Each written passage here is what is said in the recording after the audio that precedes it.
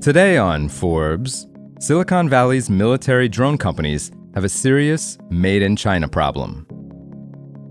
It was the day after Mach Industries published a slick promotional video for Viper, its new military strike drone, and CEO Ethan Thornton had a problem. A few eagle-eyed viewers of the video, which Thornton had posted to social media proclaiming, quote, "show, don't tell," had noticed that the drone used an engine with an uncanny resemblance to one made by a Chinese manufacturer. He'd vehemently denied that there were Chinese components in any of the company's drones. But now Palmer Luckey, CEO of defense tech giant Anduril, had asked him a question with far less wiggle room to answer, asking, quote, "What about the airframe in the video?" Backed into a corner, Thornton replied, confirming the engine's country of origin, conceding on X, quote, "We feel comfortable blowing up Chinese components for testing purposes, Palmer." Thornton told Forbes, quote, "All final production units ship without Chinese components." Anduril and Luckey declined to comment on the exchange. The conflict in Ukraine, rising tensions over Taiwan, and the dominance of Chinese drone companies like market leader DJI have underscored the need for the U.S. military to source cheap and mass-produced drones from American and allied companies. But Thornton's exchange highlighted an open secret in Silicon Valley. Most drone companies answering the Trump administration's America First mandate have a made-in-China parts problem. China currently controls close to 90% of the global commercial drone market and manufactures most of the key hardware used to build them: airframes, batteries, radios, cameras, and screens, according to market research firm Drone Industry Insights UG.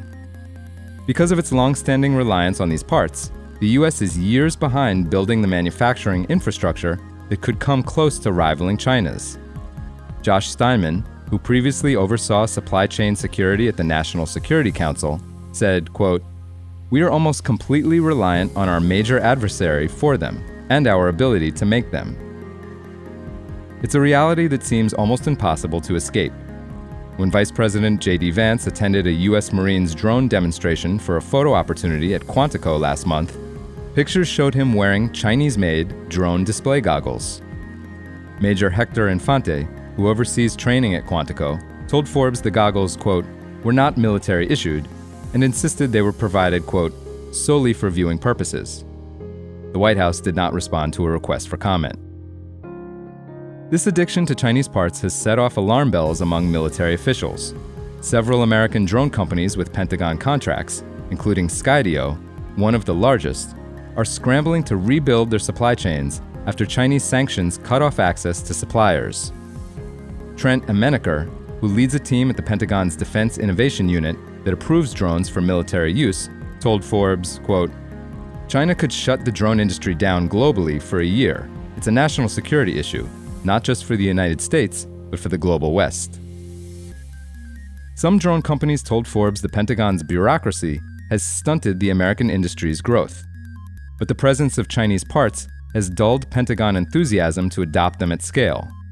For example, military purchases from Orca, a drone company that pitched itself as the so-called, quote, DJI of the West, were halted after allegedly banned Chinese components were found in its products. Orca's CEO, Serjan Kovacevic, told Forbes, quote, "Most of the Western drone companies still rely on Chinese components."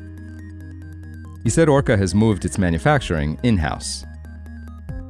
Regulatory efforts to end imports of all Chinese drones and parts have faced strong opposition from Chinese manufacturers and American investors alike. Responding to a proposed Commerce Department measure that is considering banning or restricting Chinese-made drones and components, venture capital firm Andreessen Horowitz, which has backed drone unicorns Anduril, Skydio, and Shield AI, called for a more considered response with gradual restrictions on drone parts sales from China, while simultaneously allowing for U.S. companies to continue sourcing components from the country. For full coverage, check out David Jeans's piece on forbes.com. This is Kieran Meadows from Forbes. Thanks for tuning in.